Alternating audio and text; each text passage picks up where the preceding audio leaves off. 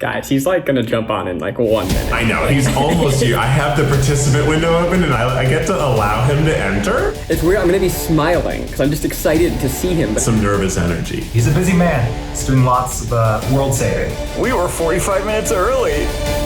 Okay, ready? He's here, I'm admitting him right now. Here we go.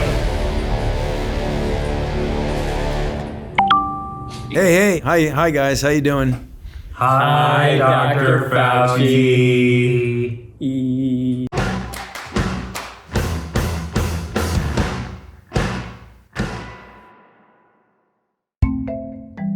On December 14th, the first vaccine for COVID-19 in the US was administered, beginning our nationwide rollout. Now, there are a lot of questions and misinformation out there, and today we are having the one person who can debunk all of the conspiracy theories joining us. Although there's a lot of misinformation out there, today we're talking to Mr. Information. Today we're speaking with Dr. Anthony Fauci, a physician and immunologist. I certainly have a crush on him. He's the most important man of the last year. The Beyonce of medicine. Right? He is the Beyonce of medicine.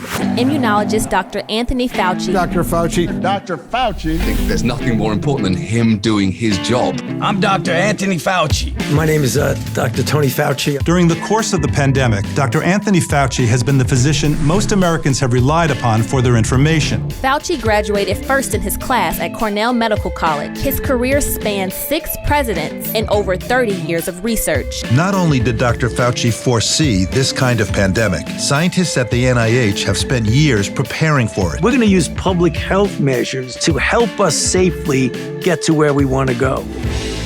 Hello, Dr. Fauci. Hello. Hi guys, how you doing?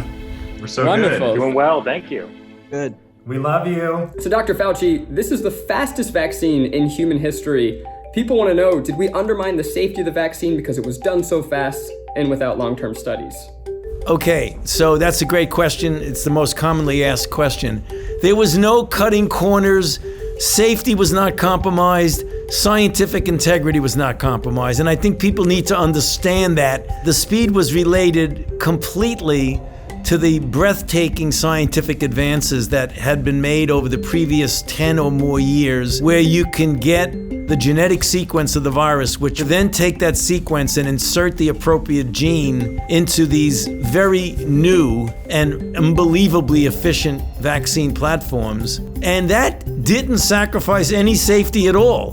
That was purely a technological advance. Then the Moderna trial was 30,000 people. The Pfizer trial was 44,000 people. And it happened to be taking place in the middle of a ferocious outbreak. So when you're trying to prove a vaccine works and there are just a few infections here and there in society, it could take 7 years to get a vaccine. There were so many infections that we went from sequence to getting the vaccine in people's arms in less than a year. That is historic, but it's historic from a scientific standpoint. There was absolutely no cutting of corners at all. So you're saying that there's no chance that there's some weird side effects that are gonna pop up 3 years down the road? The chance of that happening is spectacularly low. And let me tell you why. If you look at the history of all vaccinology and you say, when did these so-called longer-term effects occur? The overwhelming majority, 90+% of them, occur between 30 and 45 days after the vaccine trial ends. That is the reason why the FDA said that in order to make an emergency use authorization, you had to wait 60 days from the time 50% of the people in the trial got their last dose. So if you wait 60 days, you're already beyond when essentially all of the long-term effects occur. I've never seen one where I get vaccinated in 1982 and I get a toxic effect in 1986. I mean, I've never seen that happen with any vaccine. Wow, that's amazing. Okay, I'm gonna ask you a question here. Can I still infect someone else after I get the vaccine? And do I have to keep wearing a mask after I get it? The answer is yes, and I'll explain why. It is still conceivable that you could get infected and be asymptomatic. And even though the vaccine protected you from getting sick, it didn't protect you from getting infected. So you may not even know that you're infected and be completely asymptomatic and then spread it to somebody else. I think that's been the scariest part of this whole pandemic, is that I could totally have it and not know, and that terrifies me. We can pull back on masks when we get such an overwhelming proportion of the population is vaccinated that there's herd immunity, which means that the level of virus is so low that it's not a threat. What percentage of people need to get the vaccine for us to achieve that? You know, we don't know the exact number, but we can make a back of the envelope calculations that it's somewhere between 70 and 85% of the population needs to be vaccinated to get herd immunity. Here's, some people, there's a lot of people talking about things out there. Some people think maybe it would be easier to just achieve herd immunity by letting the virus spread rampantly through the population. What do you think about that? Okay, well, that's maybe the worst idea. Okay. I don't want to compare it to anything. I don't want to insult anybody. It's not my question. It's just a question that I read that I'm relaying to you because you're the expert. Do you read it on Facebook, Keith? I did read it on Facebook. The general level of herd immunity right now in the country, the last time the CDC looked at it was like 10%, 12%. Some cities like New York, it was 22% because New York got hit so badly in the beginning. So let's say that the level in the country today, let's say it's 20%. So with 20% of the people infected, we've already had 352,000 deaths. To get to 80, you'd have to have 4 times as many people. So are you willing to accept 1.2 million deaths in order to get to herd immunity? I don't think so. So the road to herd immunity is a vaccine, not just letting people get infected. And how soon after getting the vaccine would I be immune? So let's say you get vaccinated and then 21 to 28 days later you get a boost. Anywhere from 10 to 14 days following the boost, you can consider yourself protected. Dr. Fauci, a new COVID variant has been reported in over 40 countries and is said to be more transmittable. Will that make the vaccine irrelevant? That has a mutation which is causing the virus to be much more easily transmissible from person to person. According to the Brits, who've looked at it very carefully, and we will also be doing the same thing, they find that the mutation does not make people sicker or even more people dying, nor does it seem to interfere with the protection that's afforded by the vaccine. So the only thing that's functionally different, it appears to spread more easily. My fiance Maggie, she actually got the vaccine already at work. They've been prioritizing nurses. For me, there's like a lot of contrasting information out there. Like I'm immunosuppressed and I don't know, am I supposed to get it? You can take a vaccine. The only time an immunocompromised person should not take a vaccine is when it's a live, attenuated vaccine, because the virus can then replicate a lot in you and not stop replicating the way a person who has a normal immune system would be. But you should get vaccinated, because even though the immune compromise may not get you to have as robust a response, a less than robust response is better than no response. So go get vaccinated. Some protection is better than no protection, yes. Learned that in college. Stop, guys. Stop. I have a newborn child. We just got his 2 months vaccines for all of the other stuff, but I've been really worried about COVID. When can my kids get the vaccine? Do they need to get it?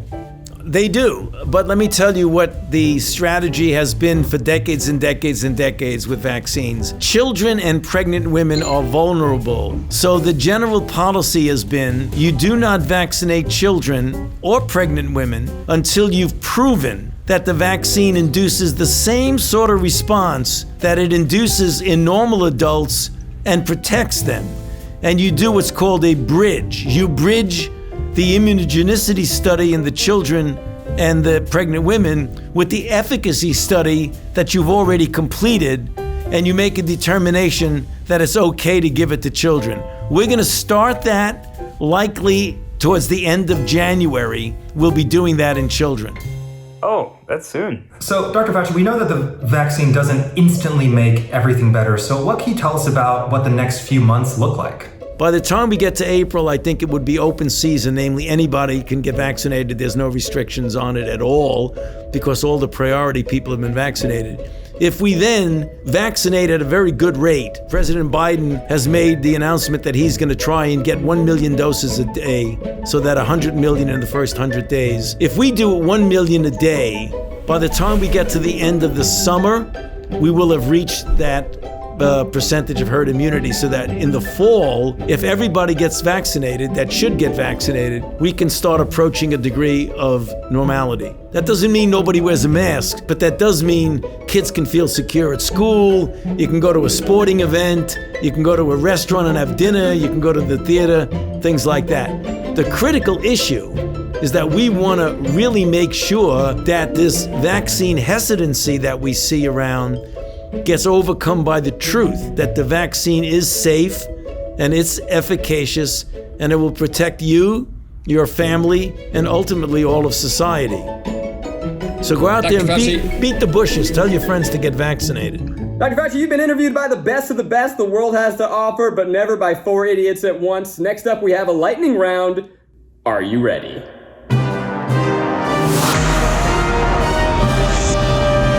Lightning round. These are some of the most widely believed COVID vaccine conspiracy theories on the internet. Okay, Dr. Fauci. Are you lying when you said you got the vaccine? No, right here. Does the COVID vaccine cause COVID? Absolutely impossible. Are the vaccine ingredients more toxic than COVID-19 itself? Absolutely not. Will the vaccine change my DNA? Absolutely impossible.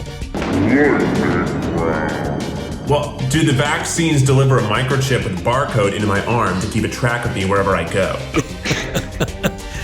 No, it doesn't. And Dr. Fauci, one final question. Will coupons that are redeemable for one vaccine shot be called vouchers? I hope not. Think about it. That's a good idea. You know, I think you can run with that. Dr. Fauci, we want to thank you so much for your time. Is there any one last thing you would say to people who do not want to get the vaccine? Yeah, I think they really need to examine carefully in their mind the reasons for that. If it's really based on a lot of people talking about hoaxes and things like that, you really got to take a look at the risk that we're going through. We're going through a real historic challenge, the likes of which we haven't seen in 102 years. And all of this nonsense about fake news and hoax and all that, I mean, that just results in more people dying. We want to thank you so much for everything you do. Yes, it's been a real pleasure. Get vaccinated, everybody. You bet. Do it. Bye, Dr. Fauci. I love you. Oh, he hung up. Guys, thanks so much for watching. We hope you are taking this as seriously as we need to take it. When you can get vaccinated, you should get vaccinated. There's going to be some links in the description below with more information. And thanks again to Dr. Fauci. What an amazing experience for us and for you. We all basically got to hang out with him for a few minutes, and that's pretty awesome. Ned, you made him laugh. I know. Whoa. I made him horrified.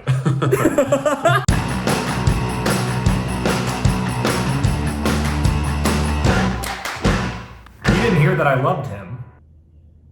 Well, he'll watch. He watches all our videos, so he'll see it. Oh, okay, good. Yeah, he's actually a sapphire triceratops.